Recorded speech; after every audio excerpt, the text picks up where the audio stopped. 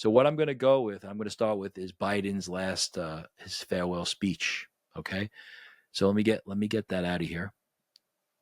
And we'll get into Biden here. All right. So let me see. Biden. All right. What I'm going to read to you is, let me go here. Yeah. Okay. First, I'm going to share with you a couple of clips. This is from Mike Lee. This is he was from Libs of TikTok, and it's a clip of Biden, and it says Biden appears to slam Mark Zuckerberg and Elon Musk for getting rid of fact checkers, and calls to hold social media companies accountable. Let's see. Let's listen to this clip here, okay? And it's Biden.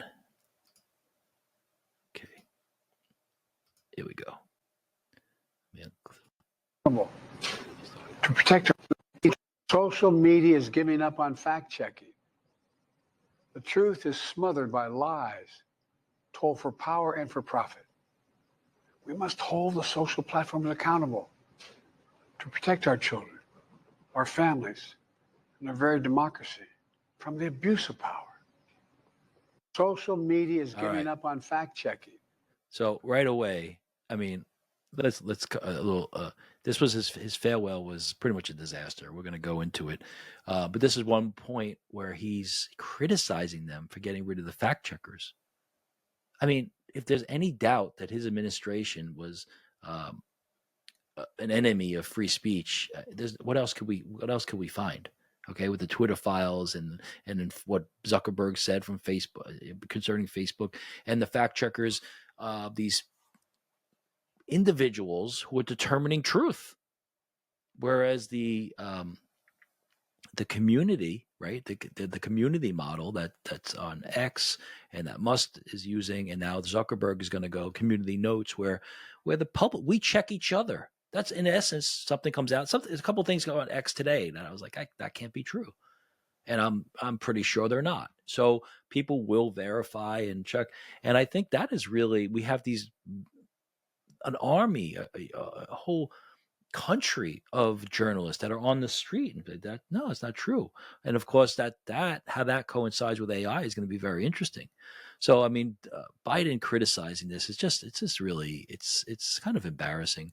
And this is the other one. He talks about the oligarchy.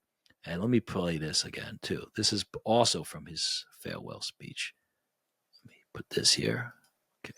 All right, this was posted by Western Lensman. Okay, I'm just going to play that. This is Victor Davis Hanson talking to Jesse Waters on Fox, and let me share it. Okay, and I think what Victor Davis Hanson says is really interesting. Let me see. Okay.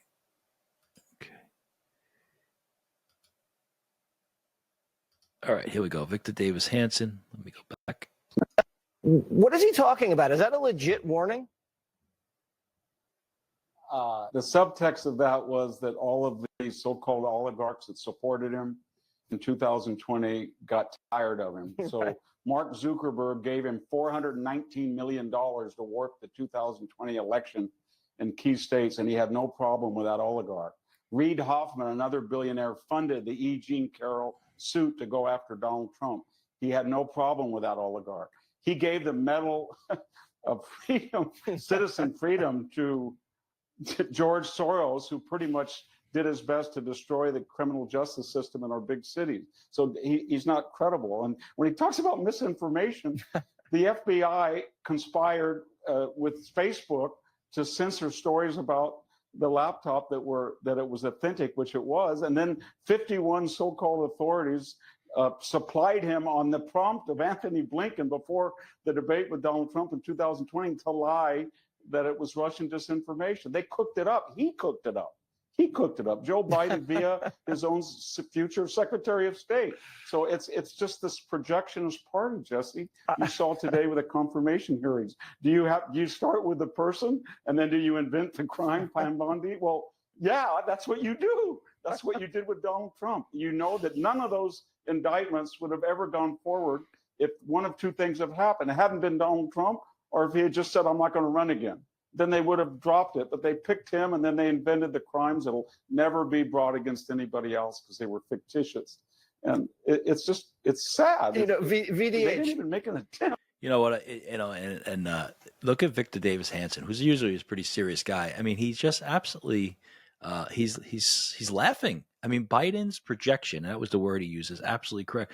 Everything that Biden has done, he just is projecting out into the either onto Trump already or the fear of what's to come, as if these billionaires are going to be a big problem. And as Hansen has pointed out, he had no problem taking their money when it helped him. Nope, he awards Soros a medal. Soros, right? Soros, who has helped elect these DAs across the country, district attorneys, who basically just wouldn't prosecute criminals. I mean, and to see Victor Davis Hanson, I honestly, I like to focus on the human side. To see Victor Davis Hanson happy, because it's not just words, right? When someone Victor Davis Hanson is writing over and over again, and he sees the cultural revolution that he called the cultural revolution that the left, the progressives, were trying to wage on our nation. Like a Maoist type revolution where we just think differently. We're re-educated, and the transgender and the use of it's real. And we forget that a writer like this who's dealing with every day, there's a weight of that. He believes this, and it's true. He believes it, and to see him smiling, to see him like lighter, is really cool. It's not just what he's saying about Biden's speech here.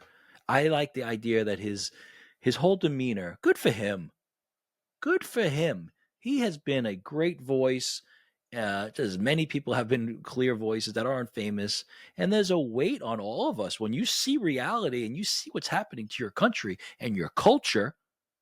And then there's a sigh of relief. Like Mark Andreessen's a sigh of relief about AI. At least there's a shot now of keeping it the good versus evil, right? And Victor Davis Hanson, there's a chance at redeeming our culture. Like I said, redeem the rainbow.